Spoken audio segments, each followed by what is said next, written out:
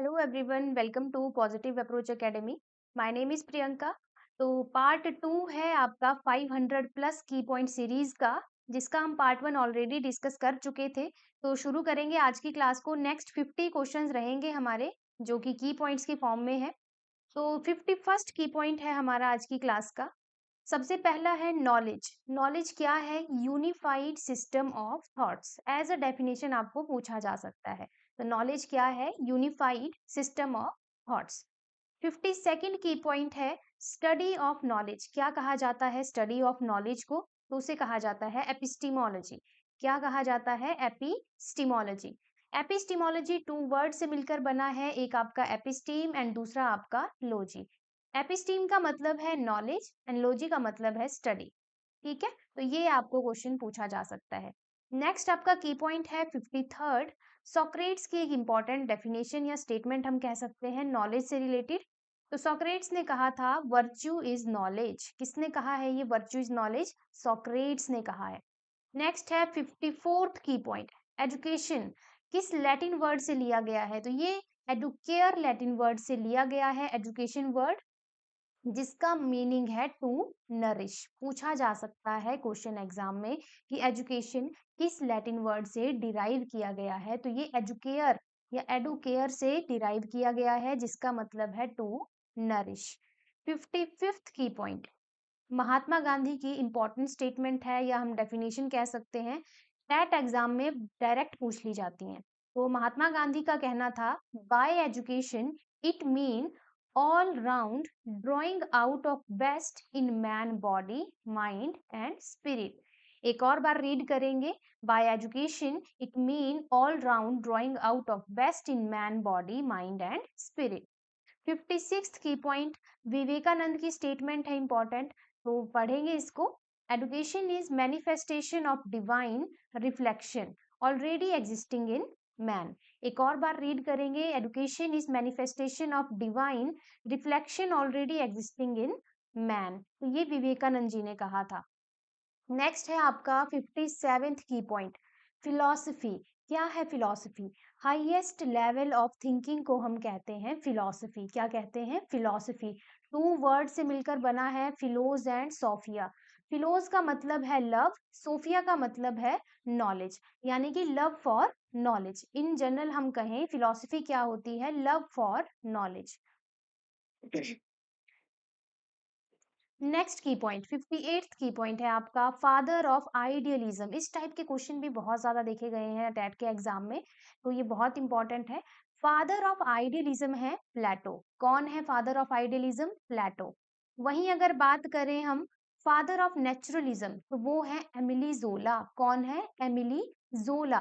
फिर है आपके फादर ऑफ प्रैग्मेटिज्म, वो है चार्ल्स एस पियर्स। कौन है? Charles S Peirce, father of pragmatism. याद रखिएगा आप, 60th की पॉइंट हमारा फादर ऑफ प्रैग्मेटिज्म कौन है? Charles S piers.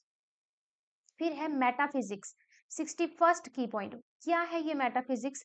Study of nature of reality. क्या है metaphysics? Study of nature of reality. Metaphysics 2 term से मिलकर बना है, meta and physics. Meta means beyond, physics means nature, मतलब बियॉन्ड नेचर हम कहेंगे मेटाफिजिक्स का मीनिंग, या फिर study of nature of reality. 61st question है आपका एक्सियोलॉजी। क्या है axiology? Study of values. Study of values को क्या कहा जाता है? एक्सियोलॉजी। 62nd की पॉइंट है father of educational sociology. Educational sociology E George पेने। कौन है? ई जॉर्ज पेनी। फिर से रीड करेंगे, father of educational sociology E George पेने। आप सबके लिए होमवर्क क्वेश्चन है, जरूर कमेंट करना है कमेंट बॉक्स में, ठीक है? तो फादर ऑफ एजुकेशनल साइकोलॉजी कौन है? ये आपका होमवर्क क्वेश्चन है। फादर ऑफ एजुकेशनल साइकोलॉजी कौन है? जरूर कमेंट डाउन करें इसका आंसर। आपके कमेंट्स हमारे लिए मोटिवेशन की तरह काम करते हैं, तो जरूर कमेंट करिएगा। नेक्स्ट है 63rd की पॉइंट, फादर ऑफ टेक्नोलॉजी, वो है थॉमस एडिसन। कौन है? Thomas Edison. कौन है father of technology? Thomas Edison. अब देखिए, एक बहुत ही प्यारा सा कोट आपके लिए है, सफलता, क्या है सफलता? सफलता वही है जहाँ मेहनत मिलती है, जहाँ असफलताएं सबक बनती हैं। तो बहुत ही प्यारा सा कोट है, एक और बार पढ़ेंगे। सफलता वही है जहाँ मेहनत मिलती है, जहाँ सफलताएं सबक बनती हैं। तो चलिए इसी के साथ अपने नेक्स्ट की पॉइंट पे चलेंगे। 63 की पॉइंट हो चुके हैं, 64th पे हम चलेंगे। तो 64th की पॉइंट है आपका लिबिडो। अब ये लिबिडो क्या है? लिबिडो एक टाइप की लाइफ एनर्जी है या लाइफ अर्ज हम कह सकते हैं। इसको सेक्सुअल एनर्जी भी कहा जाता है। सेक्सुअल एनर्जी, याद होगा आपको सिगमंड फ्रूड की थ्योरी में ये चीज हमने पढ़ी थी। सिगमंड फ्रूड की थ्योरी में कौन सी थ्योरी दी है सिगमंड फ्रूड ने? Theory of psycho analysis. याद रखिएगा कौन सी थ्योरी दी है सिगमंड फ्रूड ने? थ्योरी ऑफ साइको एनालिसिस, जिसमें उन्होंने इड ईगो सुपर ईगो का भी कॉन्सेप्ट दिया था, जिसमें उन्होंने oral anal phallic latency and genital stages दी हुई थी। तो जरूर याद रखिएगा, क्वेश्चन बहुत बनते हैं इनकी थ्योरी से भी। और फादर ऑफ साइको एनालिसिस भी कहा जाता है सिगमंड फ्रूड को, ये भी याद रखिएगा। नेक्स्ट चलेंगे की पॉइंट पे, 65th, father of modern triad theory. कौन है father of modern triad theory? Personality से रिलेटेड थ्योरी है, तो फादर है इसके एल्पोर्ट। एल्पोर्ट ट्रायड थ्योरी भी बोल दिया जाता है। इन्होंने 3 ट्रायड्स दिए थे, cardinal triad, central tried and secondary triads. कौन कौन सी ट्राइड्स थे? Cardinal tried, central tried and secondary tried. याद रखिएगा, बहुत इंपॉर्टेंट है। फिर आता है 66th की पॉइंट आपका, फादर ऑफ क्रिएटिविटी। कौन है father of creativity? Paul Torrens. कौन है? Paul Torrens. यहीं पे 67th की पॉइंट भी हम बना देंगे। कौन सा ब्रेन का हेमिस्फीयर रिस्पॉन्सिबल होता है क्रिएटिविटी के लिए? तो राइट हेमिस्फीयर रिस्पॉन्सिबल होता है, राइट हेमिस्फीयर। याद रखिएगा, ये भी क्वेश्चन पूछा गया है आपसे टेट के एग्जाम में। Right hemisphere is responsible for the creativity. Next है 67th की पॉइंट, SSA की फुल फॉर्म, सर्व शिक्षा अभियान। इसमें यूनिवर्सलाइजेशन ऑफ एलिमेंट्री एजुकेशन की बात की गई थी। क्लियर? 68th की पॉइंट, टीचिंग जनरली तो बायपोलर प्रोसेस है। ठीक है, इन जनरल हम टीचिंग को बायपोलर प्रोसेस कंसीडर करते हैं। तो एक ये की पॉइंट बन गया। 69th की पॉइंट इसी में बन जाता है कि इसको ट्राइपोलर प्रोसेस भी बोला गया है। ट्राइपोलर प्रोसेस जॉन ड्यूई ने बोला है, वहीं BS ब्लूम ने भी कहा है। तो ये दोनों ही टीचिंग को क्या मानते हैं? ट्राइपोलर प्रोसेस मानते हैं, जिसमें टीचर, लर्नर और सोशल एनवायरनमेंट इन्वॉल्व होगा। कौन कौन इन्वॉल्व होगा? Teacher, learner and social environment. Clear? तो नेक्स्ट चलेंगे 69th की पॉइंट पे, जो कि है RMSA, full form of RMSA, राष्ट्रीय माध्यमिक शिक्षा अभियान। क्या फुल फॉर्म है? राष्ट्रीय माध्यमिक शिक्षा अभियान। मार्च 2009 में ये आया था, किस लिए? To enhance secondary education, to enhance secondary education, improvement in quality of education. किसके लिए? इम्प्रूवमेंट ऑफ क्वालिटी एजुकेशन के लिए। 69th था, तो अब 70th की पॉइंट देखिए, RTE 2009, right to education, right to education. Right to education की बात करें तो इसमें मेन पॉइंट यही आता है कि एजुकेशन जो है हमारा फंडामेंटल राइट, कौन से अमेंडमेंट में बना? एजुकेशन हमारा फंडामेंटल राइट बना 86th अमेंडमेंट में। कब बना? 86th अमेंडमेंट में। याद रखिएगा कौन सी अमेंडमेंट थी? 86th amendment.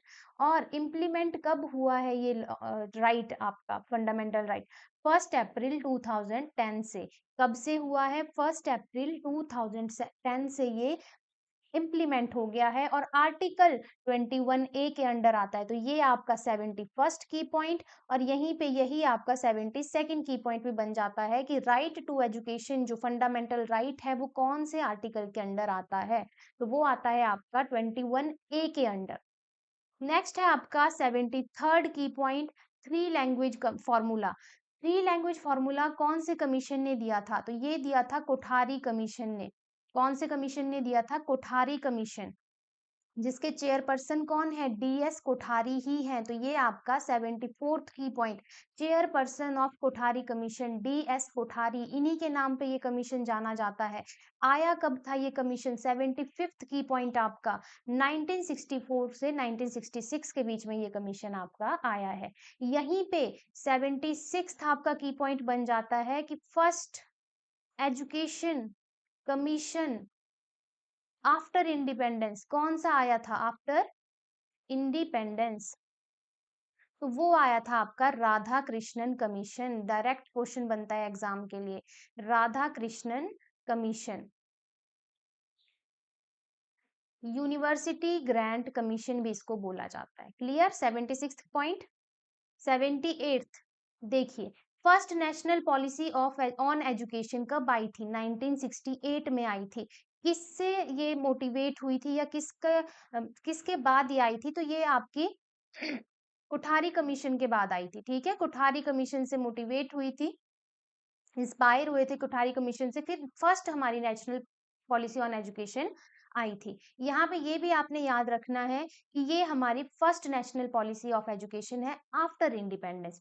उसके बाद second national policy on education I 1986 में। कब आई, 1986 में, ये याद रखिएगा। पहली 68 में और उसका उल्टा 1986 में आपकी सेकंड आ गई। ये जो सेकंड टाइम आई थी इसी को रिवाइज किया गया था POA 1992 में। POA की फुल फॉर्म है plan of action. Excuse me. POA की फुल फॉर्म है प्लान ऑफ एक्शन। तो आपसे पूछा जा सकता है कि POA क्या है, या फिर जो आपकी सेकंड एजुकेशन पॉलिसी थी वो उसको रिवाइज कब किया गया, तो वो किया गया था 1992 में। देन 79th की पॉइंट, NEP 2020 जो लेटेस्ट है, उसके चेयरपर्सन पूछे जा सकते हैं, डॉक्टर के कस्तूरी रंगन थे। कौन थे, doctor K Kasturirangan. Chairperson of NEP national education policy 2020 कौन थे, डॉक्टर के कस्तूरी रंगन। यहीं पे 80th क्वेश्चन बन जाता है, रिपोर्ट कब दी गई, 3 मई 2019 को दी गई थी। कब दी गई थी, 3 मई 2019 को। 81st की पॉइंट, 5+3+3+4 एजुकेशन सिस्टम जो है यहीं पे बना। इससे पहले था आपका 10+2+3 सिस्टम, ये था हमारा पहले। इसको चेंज करके 5+3+3+4 सिस्टम आया, जो कि कौन लेकर आए हैं, NEP 2020। नेक्स्ट क्वेश्चन है 82nd, बेसिक एजुकेशन जिसको वर्धा स्कीम भी बोला जाता है, किसने दी थी ये महात्मा गांधी लेकर आए थे ये स्कीम। वर्धा स्कीम कौन लेकर आए थे, महात्मा गांधी। नेक्स्ट है 83rd, इंटीग्रेटेड एजुकेशन का कॉन्सेप्ट कौन लेकर आए हैं, इंटीग्रेटेड एजुकेशन का कॉन्सेप्ट लेकर आए हैं औरोबिंदो। कौन लेकर आए हैं, औरोबिंदो। 84th की पॉइंट, एक्सपेरिमेंटल लर्निंग कौन लेकर आए हैं ये कॉन्सेप्ट एक्सपेरिमेंटल लर्निंग का, जॉन ड्यूई। John dewy. इन्हीं का एक और कॉन्सेप्ट है सिमिलर, लर्निंग बाय डूइंग, ये कॉन्सेप्ट भी कौन लेकर आए हैं, जॉन डुई। तो ये आपका 85th की पॉइंट, कौन लेकर आए हैं, जॉन डुई ही लेकर आए हैं आपका लर्निंग बाय डूइंग का कॉन्सेप्ट भी। फिर आता है 86th की point, learning must take place in nature and from nature. ये स्टेटमेंट किसकी है, पूछी जा सकती है। क्या है statement, learning must take place in nature and from nature, ये स्टेटमेंट थी टैगोर की। फिर आता है 87th की पॉइंट, डिसकैलकुली। ये सारे आपके लर्निंग डिसऑर्डर हैं। क्या है ये सारे, लर्निंग डिसऑर्डर, और डायरेक्ट क्वेश्चन यहाँ से एग्जाम में पूछ लिया जाता है और आया भी है। तो डिसकैलकुली आपकी मैथ से रिलेटेड प्रॉब्लम है, डिसलेक्सिया आपकी रीडिंग से रिलेटेड प्रॉब्लम है, एफेजिया आपकी लैंग्वेज से रिलेटेड प्रॉब्लम है, डिसग्राफिया आपकी राइटिंग से रिलेटेड प्रॉब्लम है, डिसफ्रेक्सिया जिसको एफ्रेक्सिया भी बोला जाता है वो आपकी मोटर स्किल से रिलेटेड प्रॉब्लम है या डिसऑर्डर है। तो एक बार फिर से रीड करेंगे, डिसकैलकुली कैलकुलेशन से याद रखना है आपने, मैथ रिलेटेड, डिसलेक्सिया रीडिंग से रिलेटेड डिसऑर्डर है, फेजिया लैंग्वेज से रिलेटेड डिसऑर्डर है, डिसग्राफिया राइटिंग से रिलेटेड डिसऑर्डर है, और डिसफ्रेक्सिया मोटर स्किल से रिलेटेड डिसऑर्डर है। 88th की पॉइंट, फादर ऑफ साइकोलॉजी कौन है, विलियम वुंट। कौन है father of psychology, William Wundt. 89th की point, father of educational psychology कौन है, थॉर्नडाइक। कौन है एजुकेशनल साइकोलॉजी के फादर, थॉर्नडाइक। 90th की point, father of American psychology कौन है? William James. कौन है? William James. बार बार रिपीट करिए मेरे साथ, तभी याद होंगी चीजें। कौन है father of American psychology? William James. इन्होंने एक बुक भी लिखी थी जो हमारा 91st की पॉइंट बन जाएगा। बुक का नाम था principle of psychology. Principle of psychology book के ऑथर कौन है? William James. डायरेक्ट क्वेश्चन बन सकता है। 91st question, father of behaviourism, J B Watson. कौन है? जे बी वॉटसन, बिहेवियरिज्म के फादर।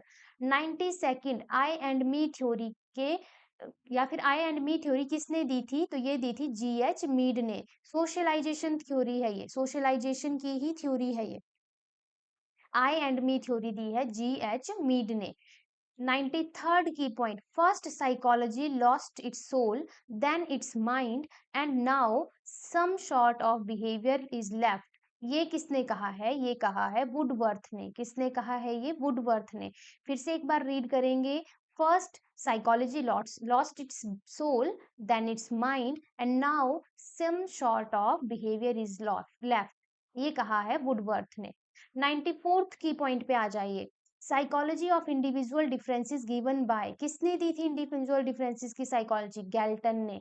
95th की पॉइंट है आपका, ड्राइव थ्योरी किसने दी है? मोटिवेशन की थ्योरी है ये ड्राइव थ्योरी, ये हल ने दी है। किसने दी है? हल ने।